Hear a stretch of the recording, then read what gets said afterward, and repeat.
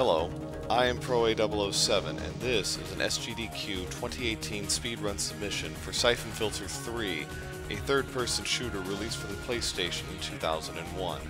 This is an any percent speedrun, and I will be aiming to complete this game in 1 hour and 30 minutes.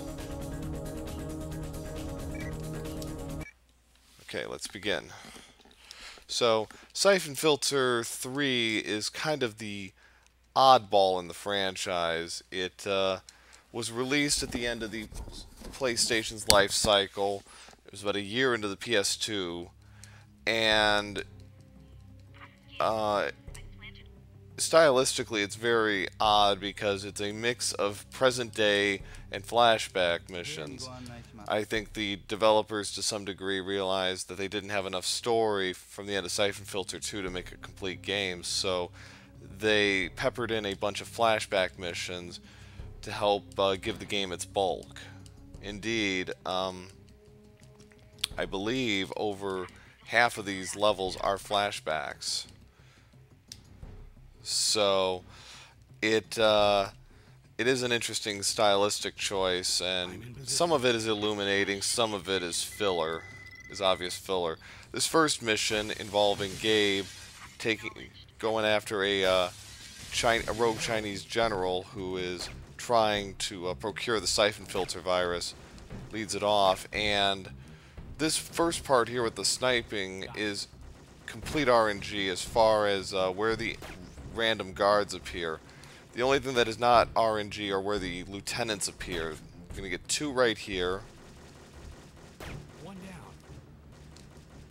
Two more to go. Now, one thing you can hope for is the sniper bullets will go through enemies, and that will allow you to really do some, basically 2 for 1 on some of these guards. I was hoping to get that, but I'm going to force the issue. So that's about all you can really hope for to sort of speed this along. Everything else is really just down to just getting the shots off and just taking care of the lieutenants as quickly as possible. That was actually a pretty good sniping round, but it can go really well or it can go really poorly. It just depends on enemy position, and there's really no way to predict where they're going to appear from. So the rest of this mission is getting out of this hotel alive, and I'm going to be using the Falcon pistol throughout most of this because it's basically a hand cannon. Most enemies will be taken care of in one shot. It's like it's like a shotgun, but a little more automatic than a shotgun. The guard appearances in here are pretty random for the most part, and all you can do is really just go through them as quickly as you can. Now, that one guard who actually did some damage to me highlights the one major quirk about combat in Syphon Filter 3, which is close quarters combat. If you get into a tough situation with an enemy guard and they've got an automatic weapon, you're in a lot of trouble. There's a pretty good chance you will not survive.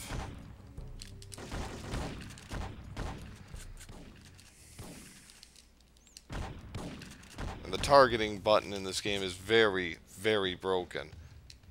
You're almost better off using auto aim through most of it, because at least you have less of a chance of getting cheated by the game.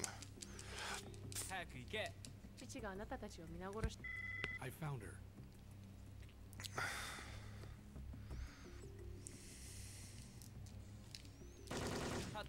Syphon Filter 3 is also, I would say, the easiest game in the trilogy. It doesn't have Syphon Filter 2's excessive difficulty or demand of or glut of stealth missions either. Come with me. Actually, the two are kind of related to one another. So 3 overall is a rather easy game compared to 2 and even to 1. 1 is a bit tougher overall, I'd say, than 3. But 3 has probably the most random behavior of the trilogy, and the first 15 minutes of this game are very, very RNG dependent. So a lot of runs, even if things go really well for you, can end very quickly. There's really nothing you can do about it. So that was an okay first level. So this next level, the Costa Rica level, is actually featured in the pre-credits sequence of Syphon Filter 1. So now you get to sort of see what that mission was all about. And this level in particular has the highest variance of RNG in the entire game. Because what I'm going to be doing later on is I'm going to be grabbing plant samples, virus samples from 3 plants. Their location is entirely random, however. So you're hoping for a good pattern that is not too close from where the end of the level is.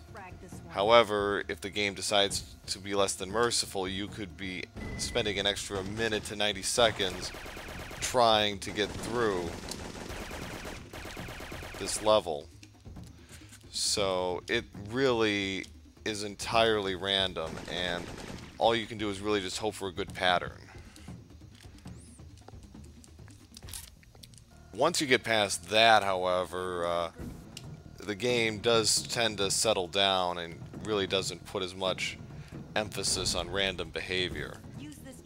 So there are other like fetch quests in this game, but everything as far as that goes is predetermined.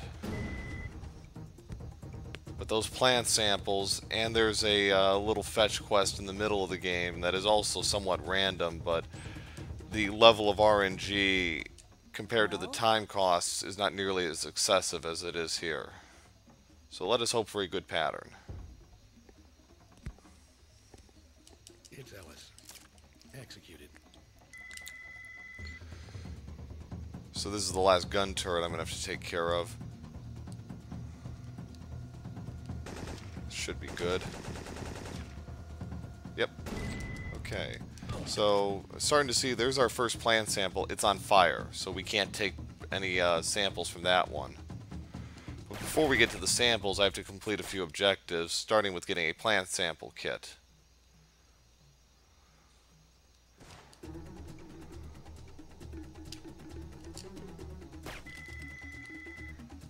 The interaction skip, which has a greater emphasis in Syphon Filter 1, is still here.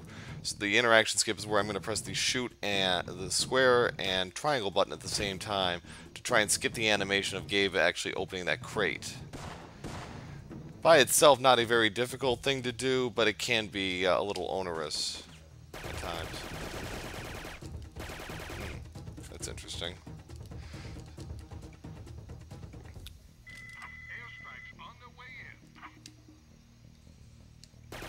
So here, you're supposed to actually disable the chopper by cutting off its engine. Throwing a grenade, however, will do just fine. Okay, sometimes that grenade actually goes through the helicopter instead of bouncing off of it because the iframes are really weird or something. I'm not really sure. But it happens about more often than I would like to admit. But luckily I have 5 grenades, so it's not really a deal breaker.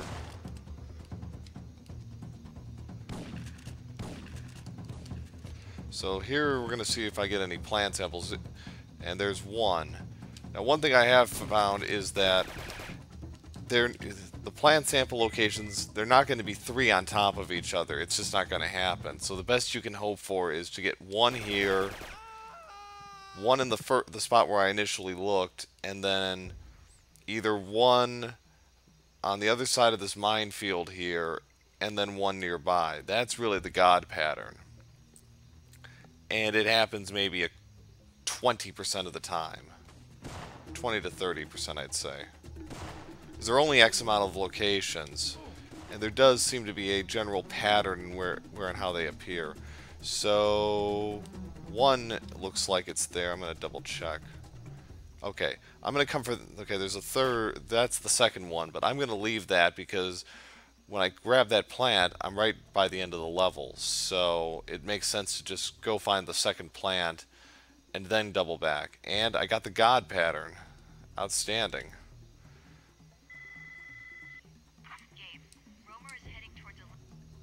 So that's very good.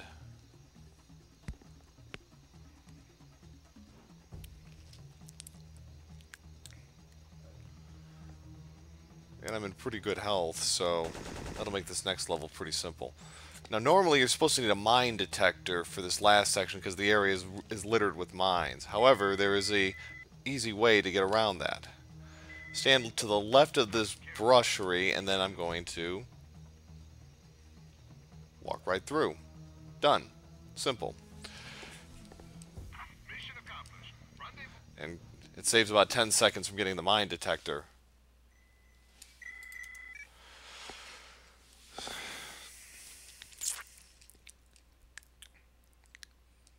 Leon had discovered that Romer was readying a cargo plane for his... So this level is really short. It basically involves shooting the Syphon Filter 1 villain, Eric Romer, out of a plane. I'm going to take care of these guards early because I'm going to have to come back to this area. And I really don't want to have to deal with a shotgun-toting guard while I'm trying to deal with Romer at the same time. I mean, you can do it, but you're running the risk of getting blindsided from behind because the shotgun blasts do serious damage. Okay, so I get the UAS-12, the automatic shotgun, which was only sparingly featured in Syphon Filter 2. I'm going to use that to knock out Romer out of the plane because its repeated concussive blasts will do enough damage to his armor to throw him out. So, target.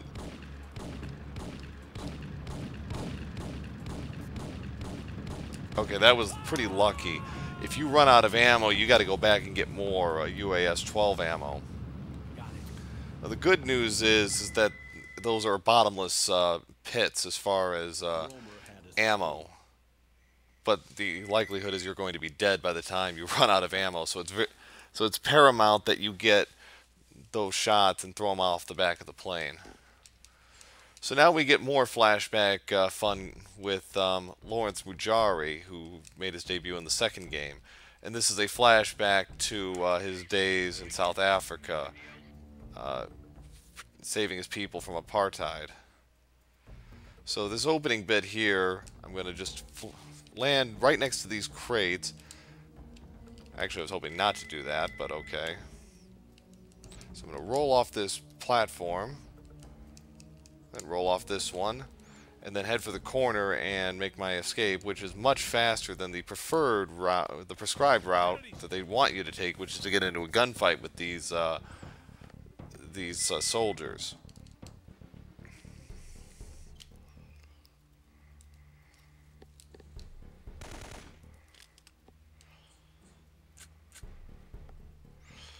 The rest of this level is pretty straightforward. There really isn't a whole lot to it.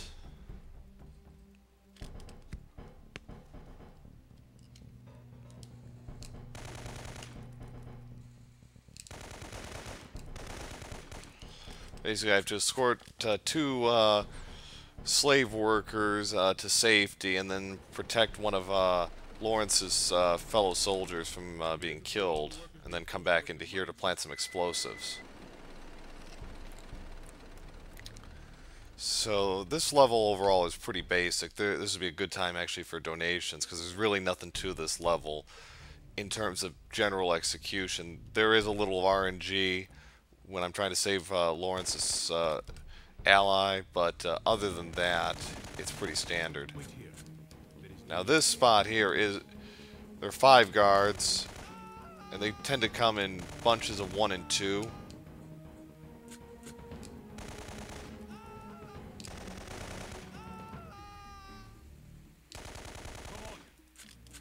So they're taken care of. That's pretty simple.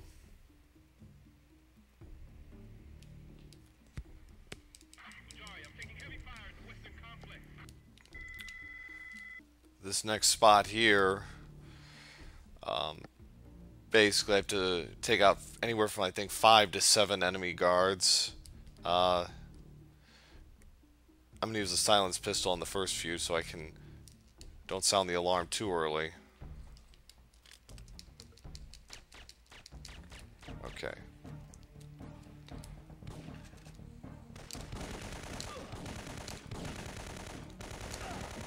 As broken as the targeting system is, Kneeling and targeting actually works very well in this game.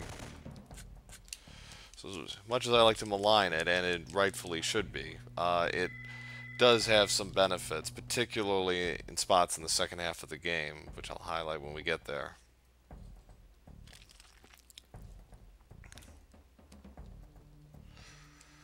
So now I got to double back and prime some explosives, which will end the mission.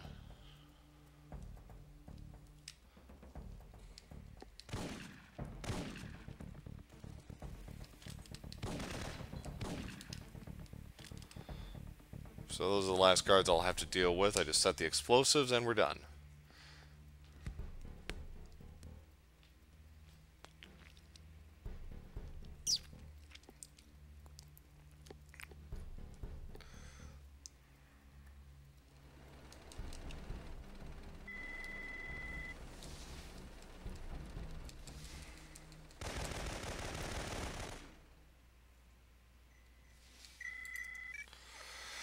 So this next mission, again, the only really challenging part is up ahead, is the very first part of this mission where I'm going to ride a minecart out of here before it collapses. So this is actually one time where the interaction skip can be a little detrimental because it'll have you going out and on the cart, but you'll still be doing the animation of pulling the switch. So it's best not to do it. So that guard there, if you don't use the target button, you were running the risk of getting killed, and you miss out on getting an M79, which will come in handy at the very end of this mission.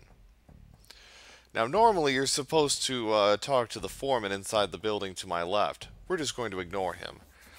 It is really an optional objective and does not have any bearing on completing this level. The same thing is actually true in the first Costa Rica level. You could save 2 migrant workers who are being enslaved, but you don't have to. The primary objective is to get the plant samples. Everything else is really optional. After you've completed your initial set of objectives. There are other optional objectives, but those are among the most notable. So now I'm going to be switching to the gas grenades here, because this is going to allow me to skip a cutscene up ahead. Valkyrie, the current world record holder, actually discovered this. Normally, you're supposed to go to this building after a series of cutscenes, but instead it just skips right to it. We're not sure why it does that, but we're not going to complain. It saves about 15 seconds overall. Go with God.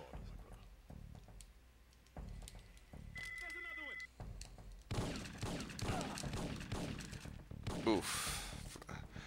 That's the only risk of the gas grenade skip is you have to cycle back to a proper weapon very quickly. So you got to be a little careful. For the rest of this level,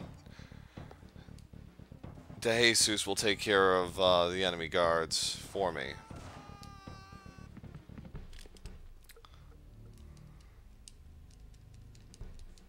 Rest easy, my brother. So I'm just using the M79 on these guards coming in through the elevator. Done, and that's the end of the level. Stay here. I will.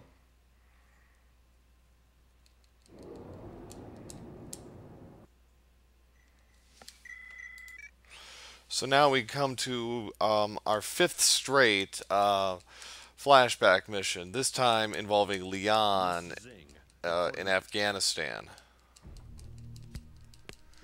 And this level is notable for the debut of the AU-300, which is a gun that is designed to shoot through walls, and which will be discovered throughout as I'm taking out 7 snipers.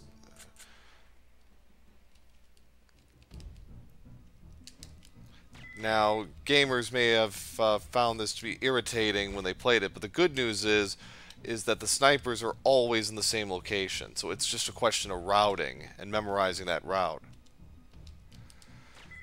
And you can take out like 4 of them before you even get the AU-300. And most of them you can catch unawares, which is nice.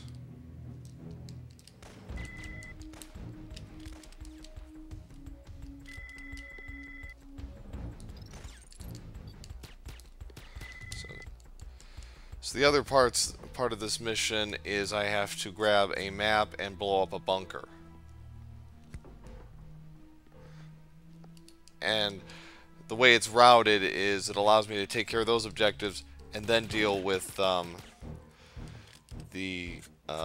last 2 snipers in a very natural route. I was hoping those guards would not see me, but it doesn't really make a difference.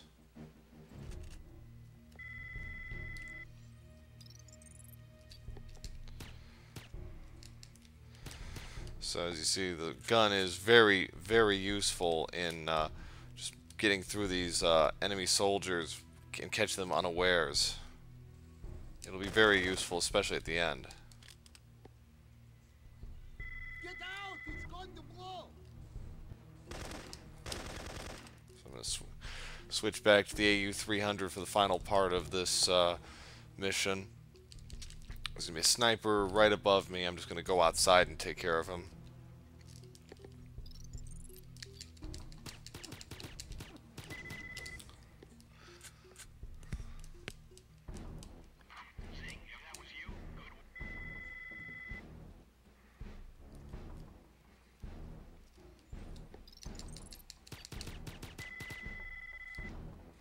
So now I'm supposed to get on this bus here and call for extraction, but there's going to be 4 enemy soldiers with M79s who are going to try and stop him, or stop the chopper from landing. So again, all in the exact same location every single time, and 3 of them you can take out from where you're standing. The 4th is a little more out of the way.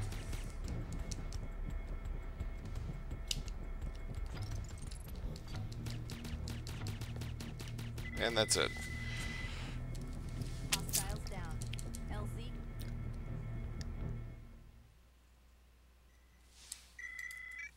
That went pretty well.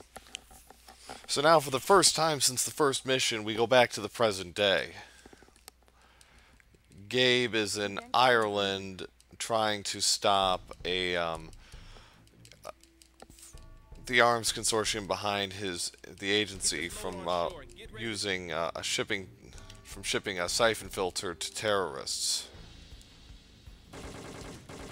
So again, this level's a bit like a maze in that I have to circle around the lower level of this ship and plant 3 explosives. By itself, not very difficult, but it can be confusing at first if you're not familiar with the ship's layout. I'm also going to be doing 2 cutscene skips here. This is the first one. If you sound the alarm before you reach that area, you avoid a cutscene where 2 guards are talking about being prepared and all that. We're going to do the same thing again in a minute, and each instance saves about 6 seconds.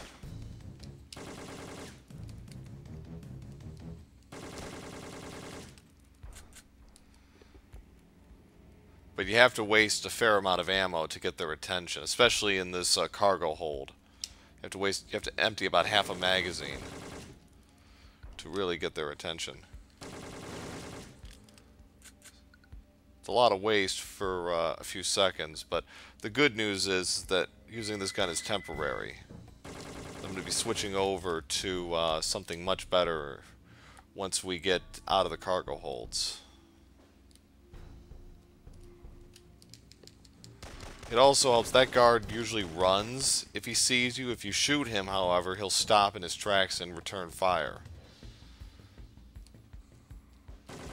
That door is a little tricky to see because of the camera angle, but once you played this enough, you can usually see where it is.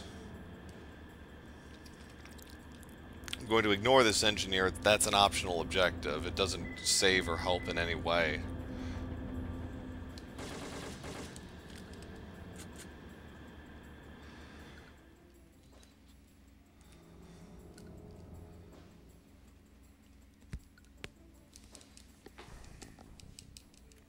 The captain's busy now. So we're going to ignore that cook, and we're going to go make a slight detour here to get the spider, which is the best gun in the game. Unfortunately, it is only used in 3 missions. This gun is basically a one-hit kill for anybody if they don't have a flak jacket, and almost all the guards I'm going to be encountering don't. So that makes this gun extremely useful.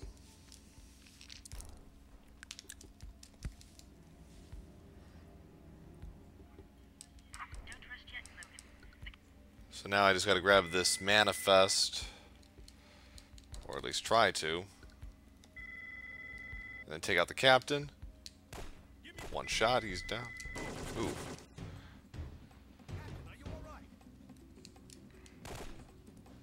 So yeah, as you can see, this gun's just gonna cut through these guys. Fortunately, the doors in this level are really frustrating and really finicky at times.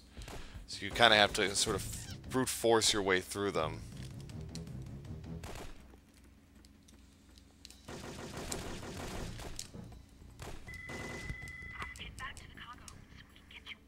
So now the rest of this level is Gabe going through the cargo hold, going back down into the cargo holds, so he can meet up with his MI6 counterpart Maggie. About as basic as it gets. I think I am going to stop to get that flak jacket, though.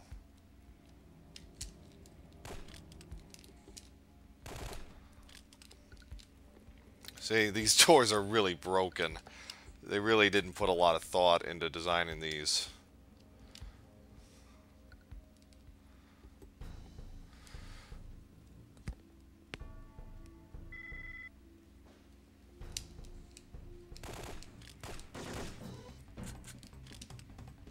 Getting the guards, how the guards appear is a little random in these tight quarters. You just got to make sure you take care of them, because it is very tight, and if you get caught, you're probably going to get killed. While the checkpoints are rather generous in this level overall, you don't want to be caught at the wrong time.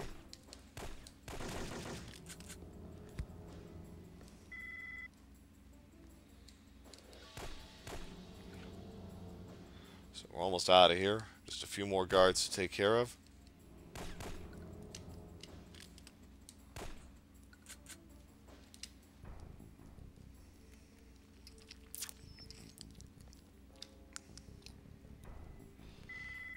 And now we're back in the place where we planted the second bomb. We're going to take this down to meet up with Maggie in the cargo hold. We got to protect her from 6 guards who are going to be coming at her from different sides of a crane.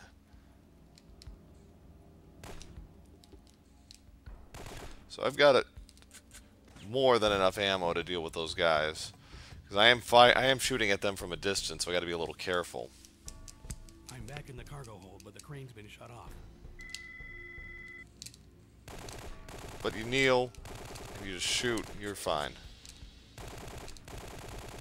That was a good pattern. They were pretty quick.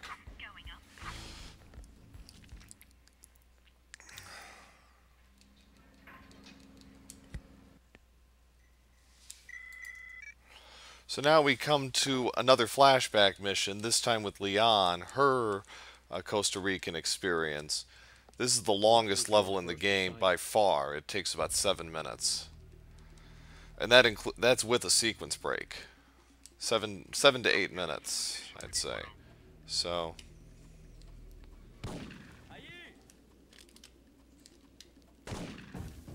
and as it was with Gabe in the cargo ship, it's basically a giant loop. Your route is basically a giant loop.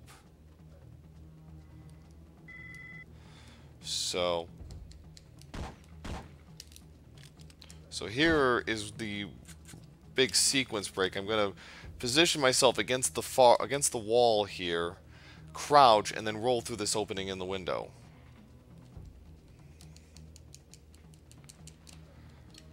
Now, unfortunately, I have to go back I found the main and set up the checkpoint, because otherwise the game will not let me save one of the scientists. This game is also going to take its advantage of that by killing me, I think. Yep. Because I'm basically sequence breaking the game, usually there will be like an automatic headshot, even though it really shouldn't happen that way.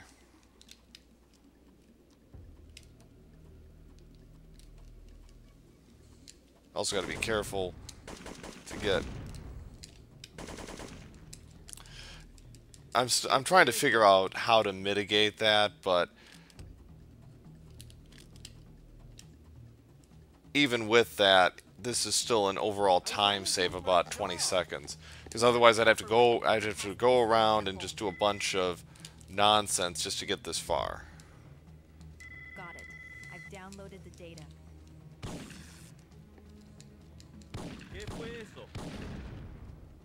So now the rest of this level... Oof, that was unfortunate, but I was able to take care of it.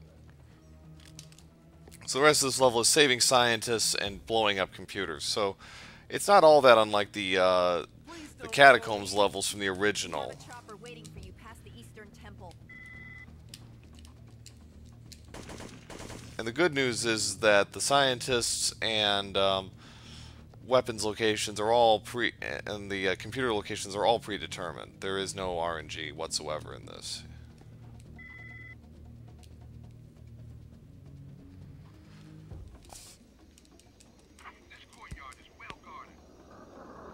So the airstrikes that Gabe called in are starting to take effect. So now I'm going to be picking up a tear gas launcher here, because it's going to come in handy for a situation coming up.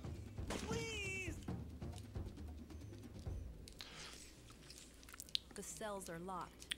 Now hopefully the targeting system in this game doesn't break on me. It has had that effect lately.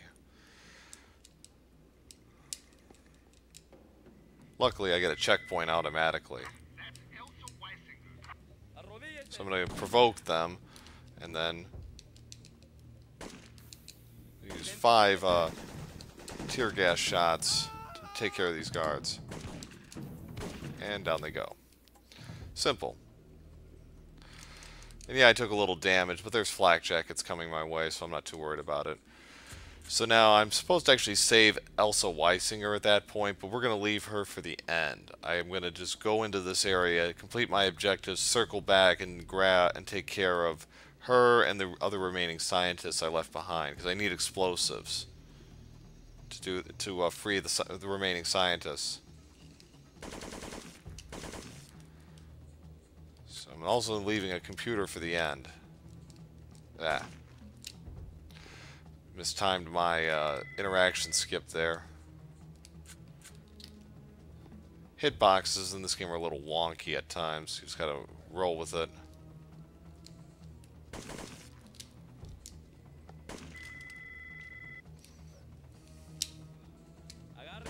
gonna grab my flak jacket.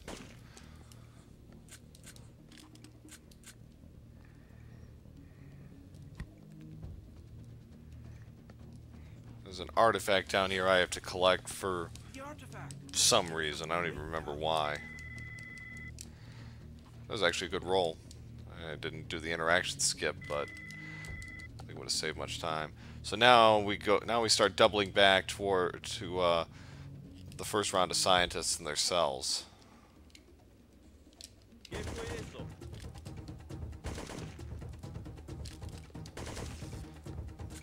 So there are 4 scientists, Elsa, and a computer to deal with.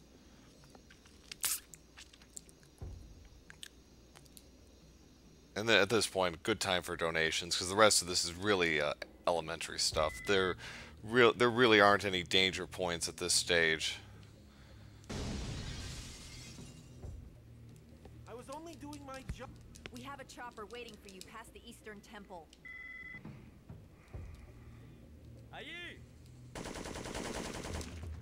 Not sure why the targeting system went on. It does that. The targeting system, like I said, is really broken in this game. I think the developers overcompensated by making it work almost too well to the point where it becomes a detriment rather than an asset. Identifíquese.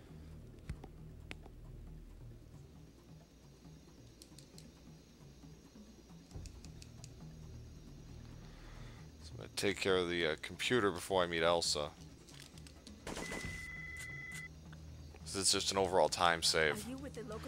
I'm going to try to go for it's a quasi-skip, but it's pretty cool. I'm going to plant 2 explosives and have them set within 5 seconds. So basically it'll be a double explosion at the same time. It's very hard to do though, because basically I have to have perfect timing on the first explosive.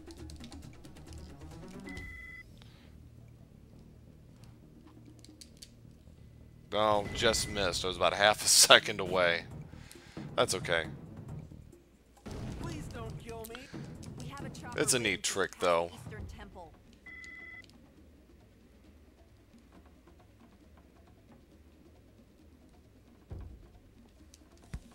And that's the end of the level.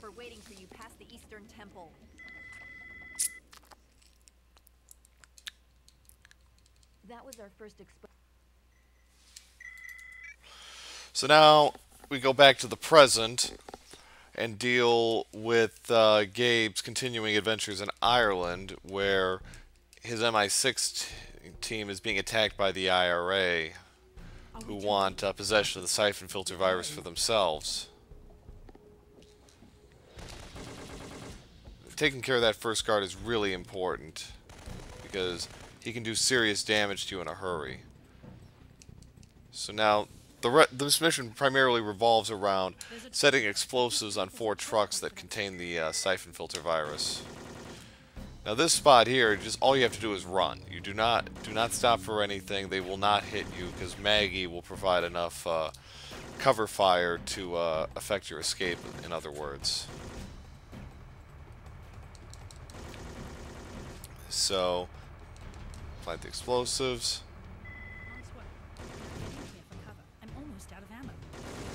I'm just playing it safe with that guy. He's really frustrating. We're probably going to take a little sniper damage. Yep. Okay, this spot here is a little frustrating because the grenades can actually kill you after the cutscene transitions. You got to be really careful. So I usually just shoot and then flush right away from the grenade's path, and you should be all right. And once again, the targeting system going haywire. Sometimes you get guards by this truck, and that just, you know, is added like 3 or 4 seconds. Yeah. Okay, that one actually appeared, but he was close enough and he had his back facing me, so it worked out pretty well.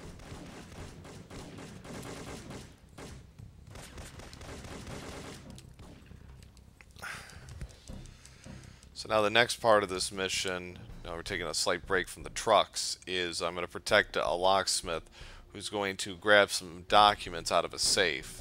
And inexplicably, for an MI6 agent, he is unable to fire a gun successfully. I think that's the kind of thing that they would teach you at in spy school, but apparently this guy merited an exemption. So he's gonna pick this door, and I'm just gonna kneel and take down, I think, 7 guards.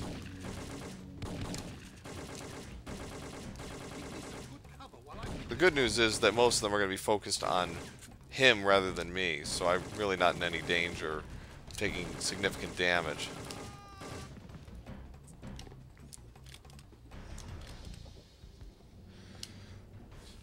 So that part's pretty simple. This next part here is going to involve it's going to require a little bit of good shooting to help me effect a minor sequence break.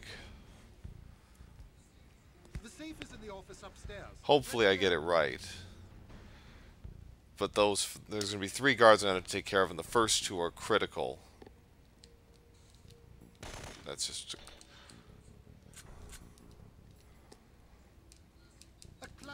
He's Walton. No problem.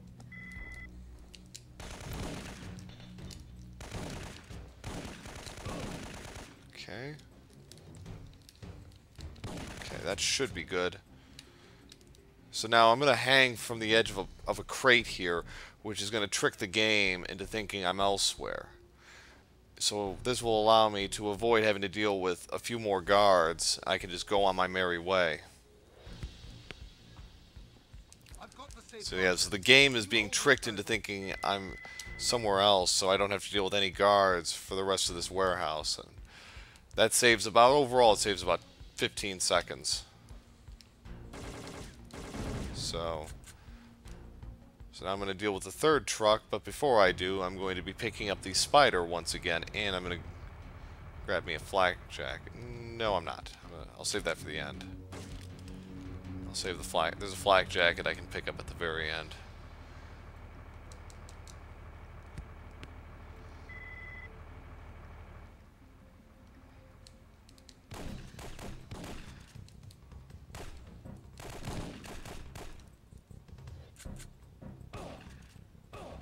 Doesn't really matter how much damage they inflict on me, because I'm going to get it back with this crate as I come back, as I double back, after I take care of this fourth truck.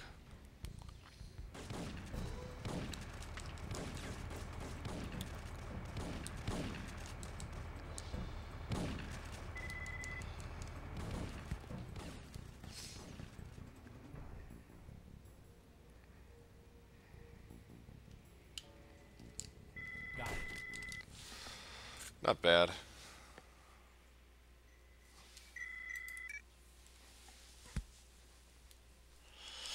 So this next mission is mostly escorting an MI6 agent who knows the location of the last truck, but he's been pinned down by enemy fire. Nigel Cummings is pinned down.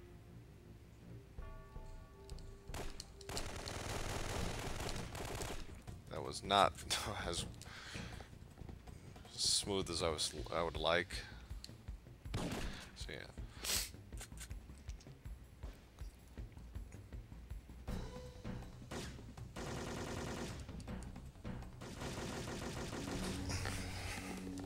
Hello, mate. Maggie told me. Now he at least is not as irritating as say Fagin from the original Syphon Filter, but he has his quirks.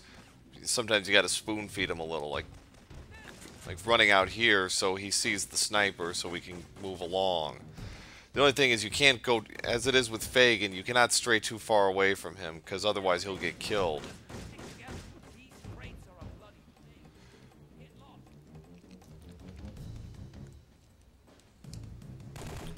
Luckily that guy didn't see me, or the AI, the computer was being negligent.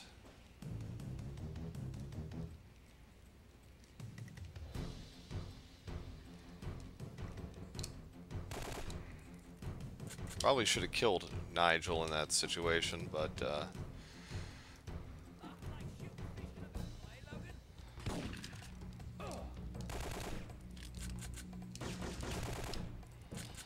there really isn't too much to this level. You just got to be careful you don't get too far ahead of Nigel. You'll be fine. And protect him from himself, essentially.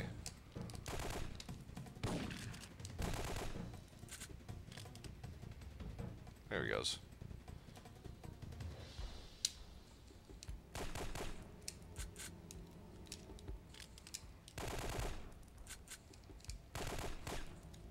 So now it's just a dead sprint, basically, to the finish, to this final truck.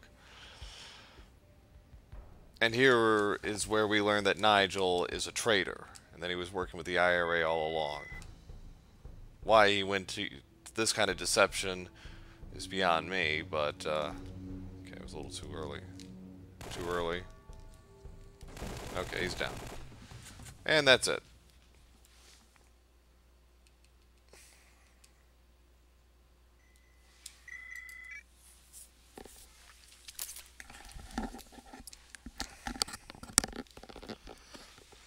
So we're now at over the halfway point of this game.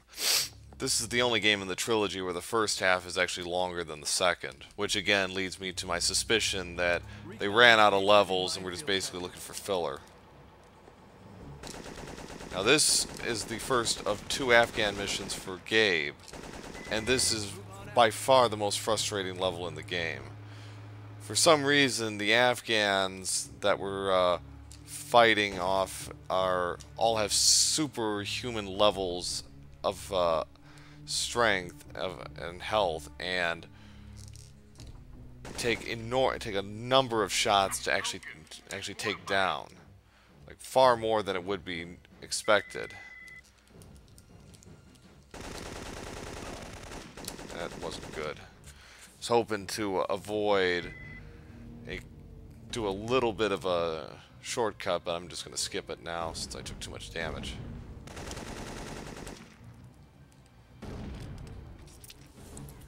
So here I just got to take out 3 Afghan soldiers who are firing mortars. Can be a little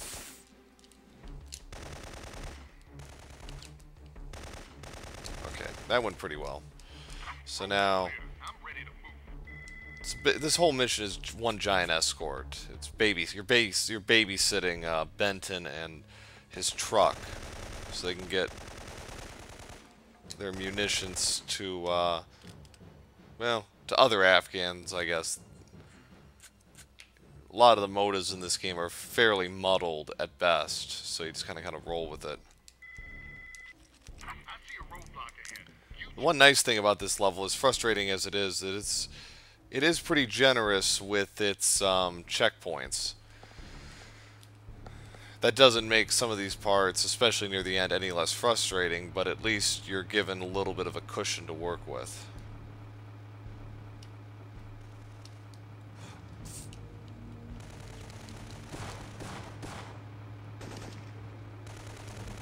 Ellis is also kind of a glutton for punishment. He takes extremely high levels of damage and can die randomly throughout. So I'm going to double back and grab myself a flak jacket after this bomb goes off.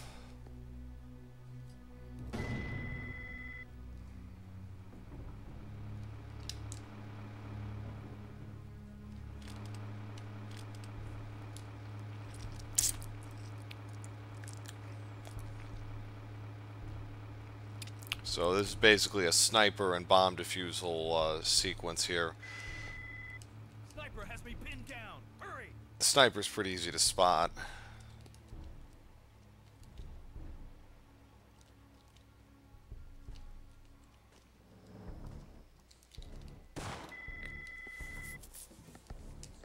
Classic box trap.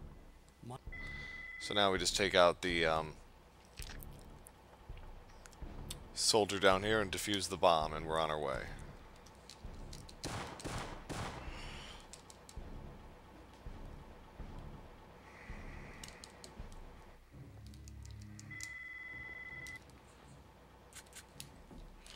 So now we come to a sequence up here where Ellis sees a mine in the road and I have to protect him from 7, I believe, Afghan soldiers.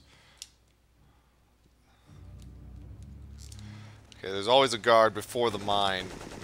It's random on whether he approaches you from the front or the back. It doesn't really matter though where.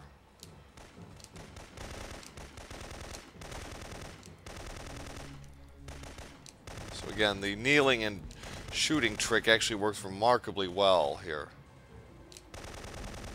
So those 5 are taken care of, and the last 2 always come from this tent. Stockpile up on some PK-102 ammo here.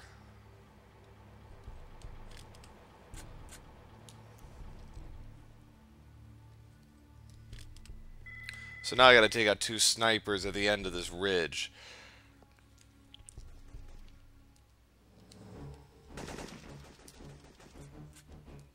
Damn it! Heavy sniper fire from the end of the valley.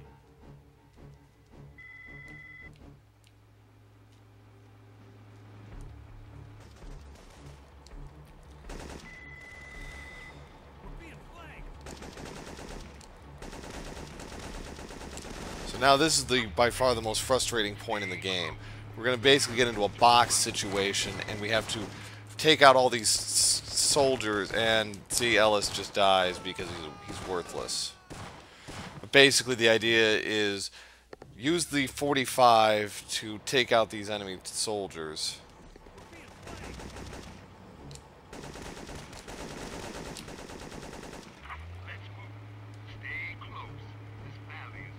And where these soldiers appear is random, but use the target and just use the 45 and just cut through these guys as quickly as you can.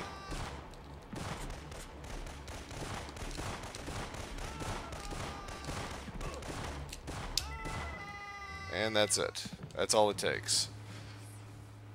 Usually you have to die once. If you get through this cleanly, it's usually probably an accident. But that went pretty well, all things considered. So now we're down to the end here, and it involves Gabe having to take down 9 Afghan soldiers who are going to be waiting for us at the end of this barbed wire fence, and they come in bunches, usually 3 to 4 bunches. So we got 4 right away.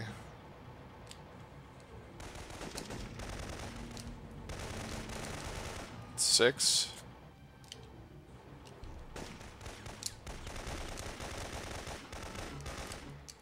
Just blast the fence so we can move on. And that's it. That's the end of the level. So that went pretty smoothly in spite of a few hiccups, but that level has broken many a run before. When we reached the city, I asked Ellison. So now we come to the tank level, which is probably the only honest-to-God boss in this game. And Romer is kind of a boss, and Mara at the end, sort of, not really. This one is really the only boss. So I'm just using the M16 and just run through these guys as quickly as I can.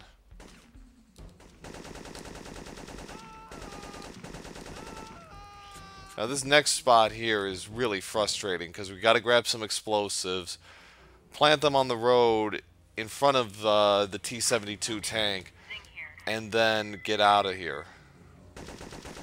Easier said than done because the enemies here can really troll you because you're trying to juggle avoiding them and you know, setting off the explosives. And the explosives have a very wide blast radius.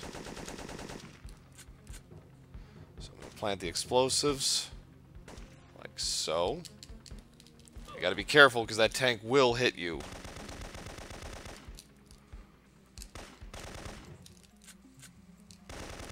And the guards are unlimited.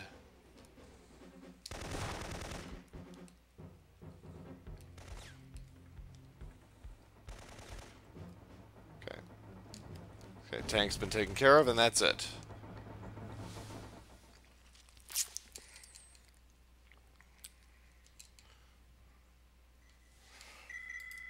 But that can really make life difficult for you if you're not careful.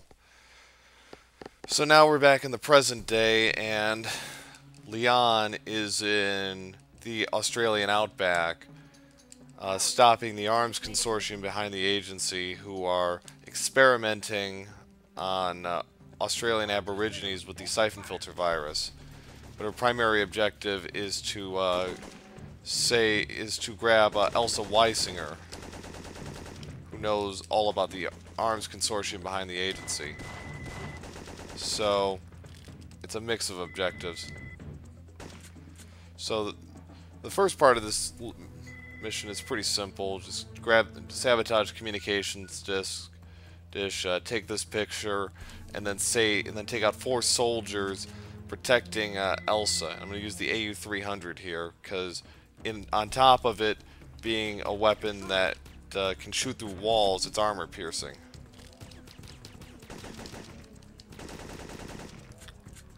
So there's 3. The 4th one, he was there. Usually he doesn't run. Okay. Usually he's right here on the side of the side of the tent, but I think all those gunshots must have alerted him. So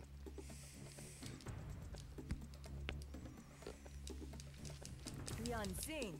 Who So is this is another fetch quest that has a little bit of RNG to it. I have to grab 3 drugs and bring them back to Elsa. The first one is almost always in the same location here. The other 2 tend to be somewhat random in their location.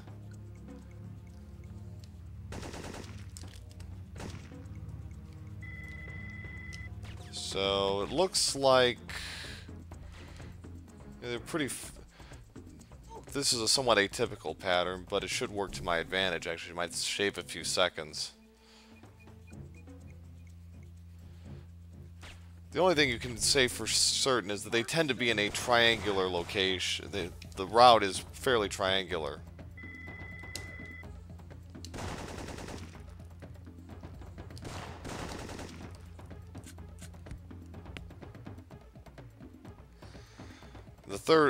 The third one is almost always by the fence, so it's pretty easy to spot.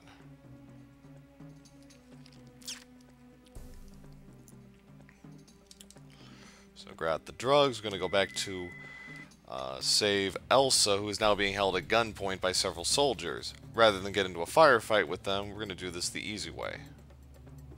There's always an easy way.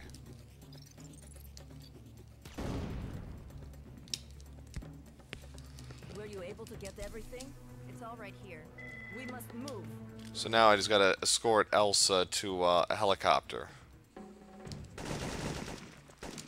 Those 2 guards can be really trolly. It's better to just kind of hang back a little bit and then take care of them, rather than get into a firefight. Because again, this game is pretty finicky when it comes to close quarters combat.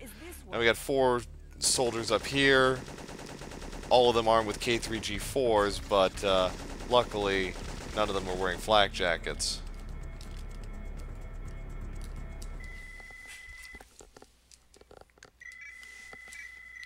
Okay. So now we come to one of only 2 actual stealth required portions of the game. I think one of the criticisms of Syphon Filter 2, and rightfully so, was it was too stealth heavy. So about a third of that game is stealth. It requires stealth. What's this? So basically, I have to stay unseen until I take out the base commander Silvers. Use the AU-300 here to take him down.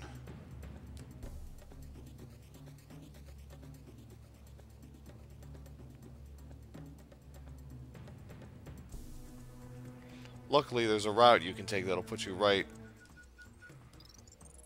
So wait for these 2 guys to converge.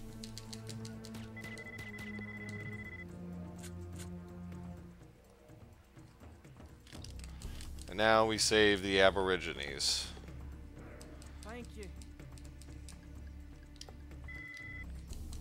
I have to save 6 of them in all. And again, this can be frustrating to first-time players because they're not sure where they are. The good news is all of them are in the same location every single time. There is no RNG whatsoever.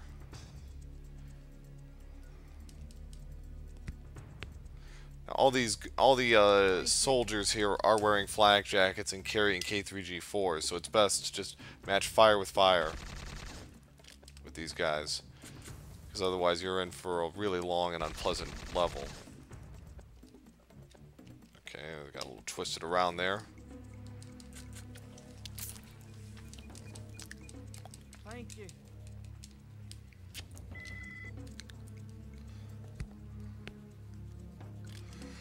I'm gonna avoid the searchlights because those guys will hit me with headshots. Who are you? Stop!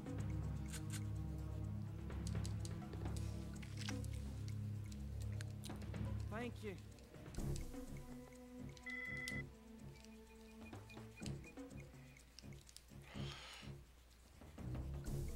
And there's just one more. He's got a weird hitbox, interaction box.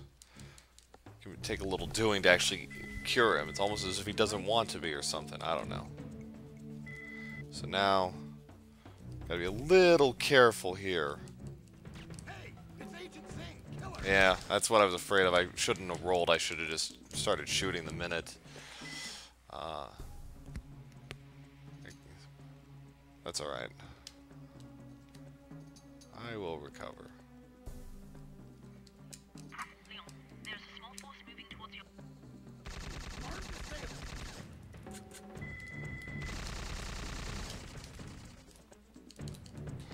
So we steal the truck and head right back to the helicopter. And there's 5 more guards to take care of, and they come in fairly random locations.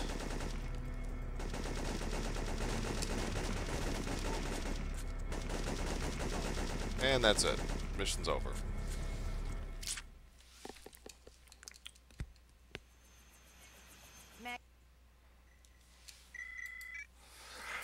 So now we come to the last flashback portion of the game, which involves Teresa, who, as players from the trilogy will know, she was supposedly killed at the end of 2, but it turns out, no, they just faked her death. I repeat, agents under fire. So now we get a kind of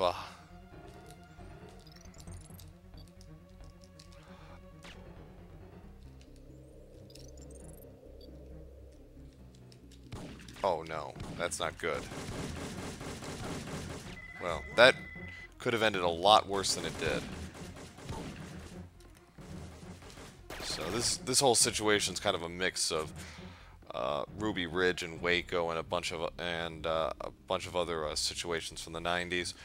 Basically, the crux of this story is a government satellite fell into a survivalist compound, and the NSA, in their haste, have decided to retrieve the satellite by any means necessary. And Teresa is one of the agents called in to try and assist.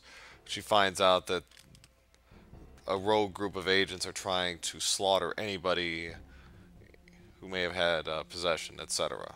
So she decides to help the family of the survivalist leader after she witnesses their husband being murdered in cold blood.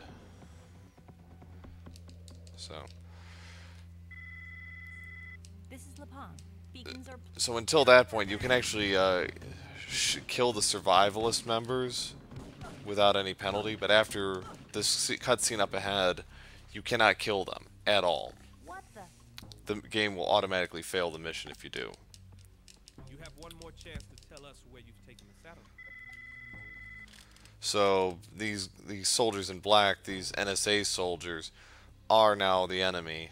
So it's kind of a balancing act. You have to deal with them and try to avoid the survivalist members who still treat you as a foe.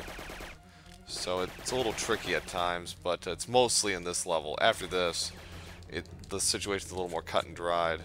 Not sure why it didn't give that to me.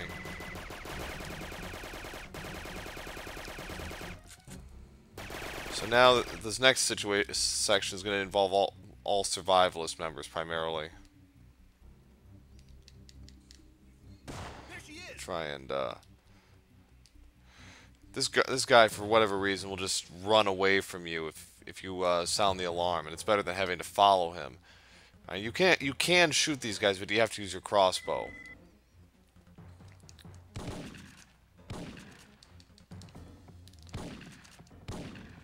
Luckily, these guys aren't very good shots. So now this next section here is quasi-stealth. You don't want to be seen because they're probably going to cut you to pieces, but want to avoid using the crossbow as much as possible. There she is. So now in a perfect world, I would have been able to slip past that guy without him seeing me until I'm rolling past him. Didn't turn out that way, but it's not a big deal. I'll just ignore that guy. He's not going to be able to hit me from there. Take her down. She's a rogue agent. And then the rest of this level is just basically running to the compound. I don't have to fire a single shot. And I want to save crossbow ammo for a situation in the next level where it'll come in handy.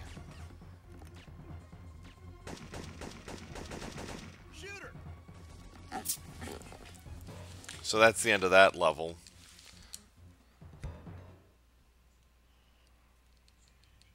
Logan murdered 2 FBI. This next level here has a couple of sequence breaks I'm going to try to use to my advantage, just mostly to help speed this level along. It'll say the two I'm going to attempt will save about 15 to 20 seconds overall. Somebody! Just basically.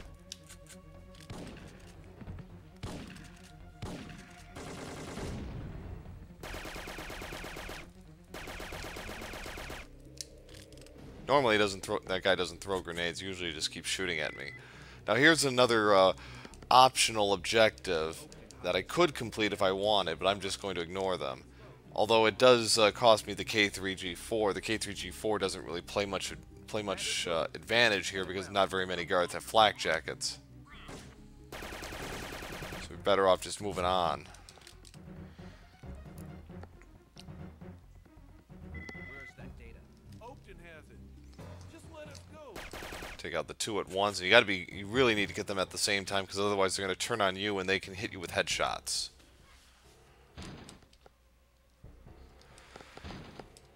Have you located the satellite data? Not in this warehouse. I suspect it's somewhere in the south. This is the other mandatory stealth portion of the game. You cannot be seen while you're planting a tracker on silvers here. Agent Steinkraus, have you found the data yet? Not yet, sir. I'm interrogating now. I'll report back. There is a way to make this, to do this where you can just fly through the rest of this warehouse, but I haven't quite perfected that tactic yet, and I don't want to practice it here. But it'll be something I'll work on for the run. And it saves about 20 seconds, if done correctly.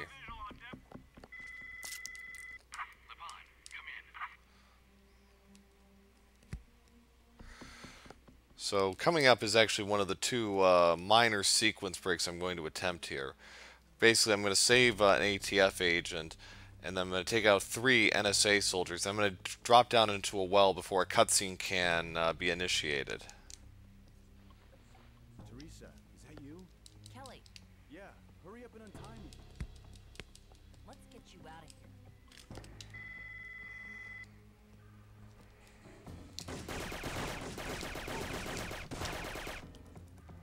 Okay, it was a little delayed there because one of the guys I thought was dead wasn't, but it worked out. So this is where I'm going to use the crossbow and just take out these 2 guys non-lethally. Otherwise, I'd have to sit through about a 45-second cutscene while they weigh the pros and cons of killing me before deciding that they can't kill a woman, and then they just let me go.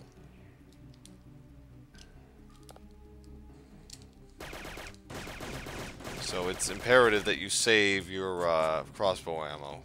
Now here's a tricky spot because the guards here are unlimited. You just got to be careful that you don't accidentally get shot from behind where that explosive barrel the guard directly behind me was standing doesn't go off by mistake. Because that's about a 30-second time loss if you do. Now here's another sequence break. I'm going to grab an M79 crate and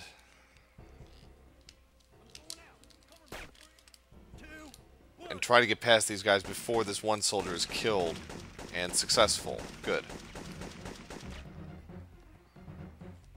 Just got to be careful that these snipers do not actually put headshots on me. But I'm going to play it safe here with these 3 remaining guards. Okay. And that's the end of the level. So now we come to a somewhat frustrating level. Basically, I have to escort this kid to his mom, and through these twisted tunnels. And there's a few minor sequence breaks I'm going to achieve here, starting with this one. My mom's waiting in the bunker. This kid's supposed to be planting some explosives, and I'm supposed to protect him. At which point, I have to deal with 3 NSA soldiers. Well, we're not going to do that. We're just going to move right on to this next section here.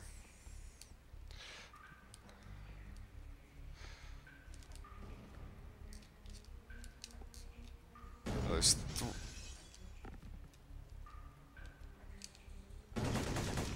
it's too close to the wall. really hard to see sometimes. Hurry! My mom's waiting in the bunker. Should be able to get it right this time. So yeah, basically there's 3 guards there, and I'm just going to use the M79 on them and just wipe them out in 3 shots.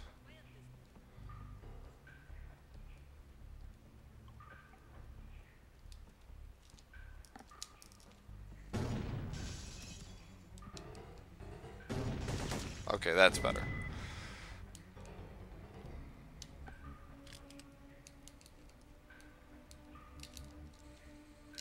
For some reason, the guards in this level have the same superhuman life that the Afghans in a few missions prior had, so you just got to kind of roll with it.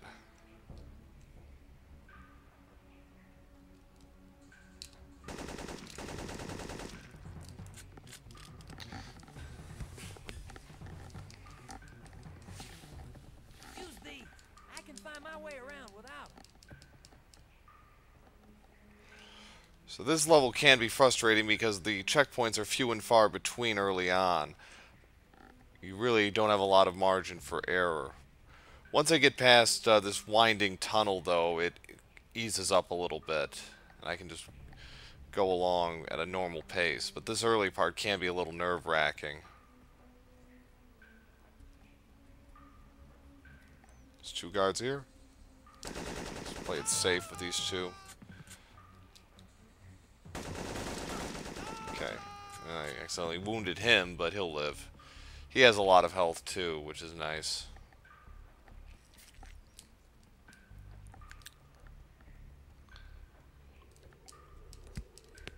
This decryptor is closing in on the passcode. Target on the stairs.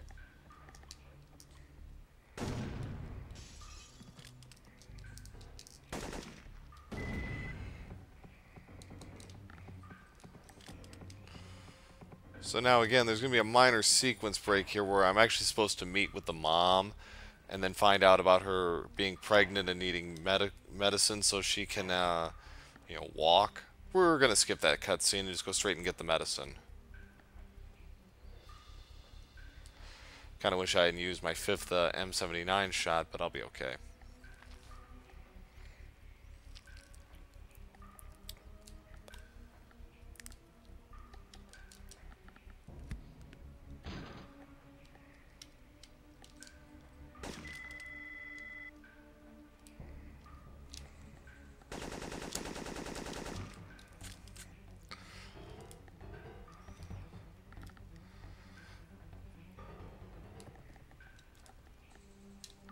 That was a good shot. So now, as it was in Syphon Filter 1, I can speed up this escort mission a little bit by shooting the woman in the leg. So she doesn't move very fast as it is, but this will... Yeah, this speeds the level up by about 45 seconds to a minute. Don't take pride in this, but do what you gotta do. Now I'm going to have to deal with more NSA soldiers.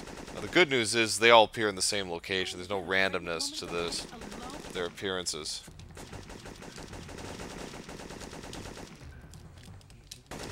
Just got to be quick taking them out because they come at various at pretty much the same intervals. And if you don't do this quickly, you're going to probably lose one or both of them.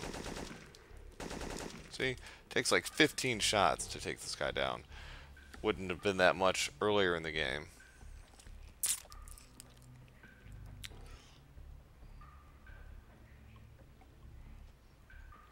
So now we're down to the home stretch of this level. It's pretty simple from here. Just a few more guards to take care of. Down this way, Mom.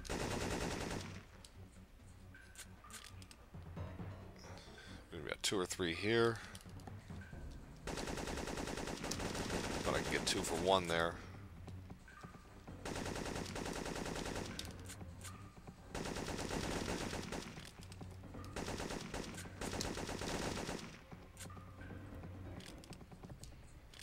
Okay, we get through this tunnel. There's sometimes a guard who will appear from behind.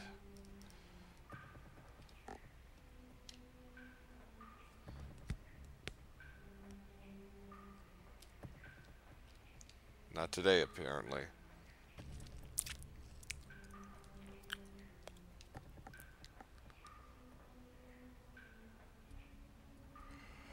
So, nothing really I can do to speed this up, because We're gonna blast this and slow them down for good.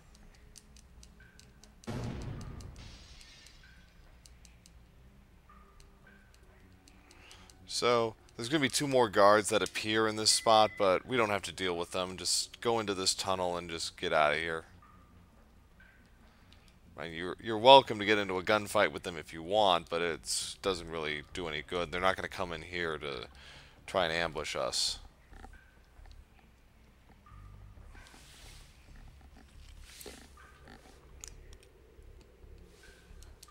Logan, do you read me? Got it.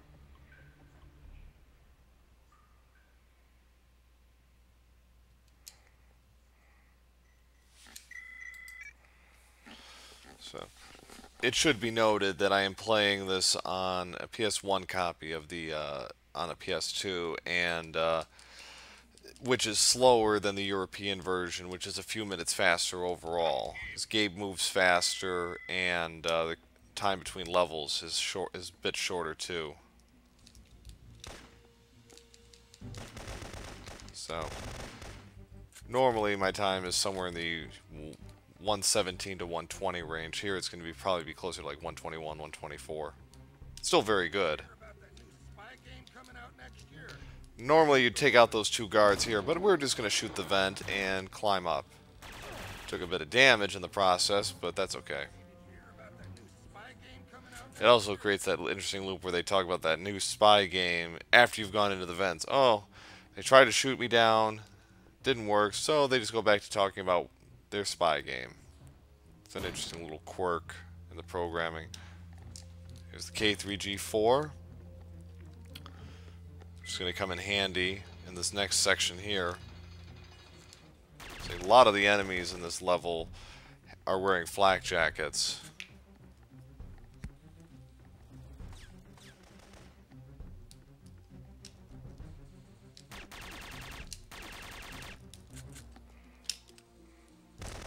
So yeah. So 5 guards in here. Pretty simple. That was a really good. That was a really quick pattern with those guards. They tend to come in one at a time. Here they kind of ran on top of each other. So now I have to grab the code from Haddon's office for the bombs that have been planted throughout the Senate building.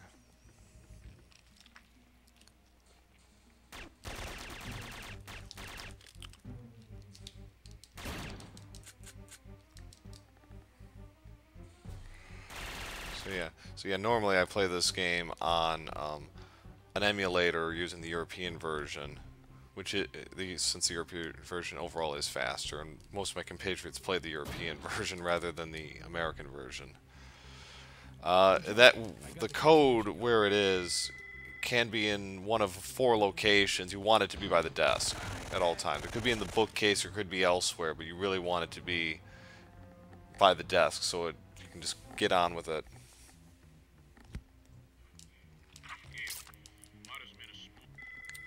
So now I just got to go down and catch a train. You will never stop me, Logan. I've got one. None of the guards here have flak jackets, so I can just use the G18. Got to be a little careful here. You will take a little bit of damage as the cutscene is loading, so you just got to be careful, because you can die. But no danger there, so we can move on. So this final level is one long train. It's like 22 cars, I believe. And along the way of trying to hunt down Mara, we have to save some hostages and take out some terrorists along the way. There is no RNG to any of this. That's the good news. but it can be frustrating at times. Saving hostages can be a little more trying than you would otherwise think.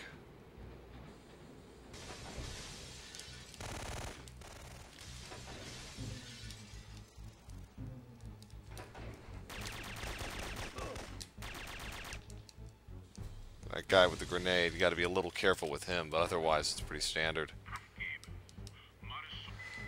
Skip over one of the corniest lines in gaming history where Gabe says a hero's work is never done. That'd be a good incentive to hear that load of cheese. Sheesh. So here's our first hostage. Just gonna take them out with the H11 in a right to left sweep. However you do it is up to you, but I think right to left works best because the one behind the hostage is the bigger threat than the one in front. Okay, I'm gonna switch to the K3G4 for this spot. There's gonna be two guards with flak jackets.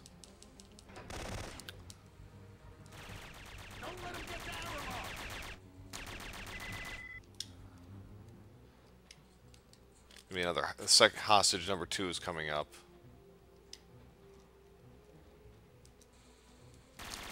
You want to be just far enough away to where they don't acknowledge you. You want to be able to take them by surprise. So you reduce the risk of the one terrorist directly behind the hostage going into a crouch, because if that happens, you're pretty much screwed.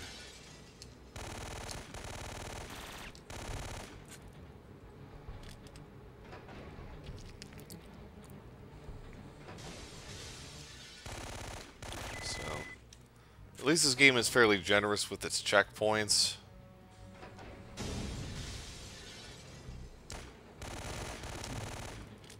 So if you make a mistake, it's not going to be too costly. That was actually very fortunate because that one guy was crouching as I was getting ready to fire, but I was able to get him anyways. So that's the 3 hostages. So now it's just a sprint to the next sequence where Mara's soldiers are going to start trying to destroy the train.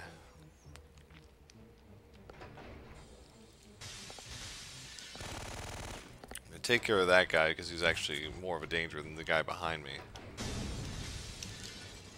So grab the AU-300, which is going to come in handy for this next spot for the final boss. Take out Cooley. Mara's demolitions expert. Grab some explosives. I'm going to blow the train out.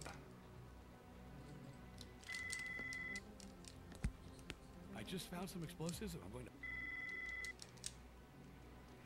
So you're supposed to try and shoot Mara through the wall, but she's being protected by bulletproof glass. So you can do it one of 2 ways. You can go on the roof, or you're going to do it. You can do it this way and hit her through the side of the wall. And there she goes. And that's time. So 1 hour, 23 minutes, 9 seconds for Syphon Filter 3. A pretty acceptable run, considering I was playing on slower technology overall, but no, it was a very clean run overall. No huge outright mistakes, except for maybe the M79 in the tunnels. But overall, it was very efficient, and I got some very good patterns overall, and not too much weirdness from the AI. So Syphon Filter 3 isn't as well known as the original, but it has its own unique charms and is a well-paced action game with a lot of opportunities for donations and maybe a few incentives, like with the corny "Hero's Work is Never Done" line, if you so choose. There's potential there, I think. So I hope you enjoy this run, and I hope you will consider Syphon Filter 3, which has never been featured at a Games Done Quick, and I think it'd be a good addition to the stable of games that will be run. Thank you.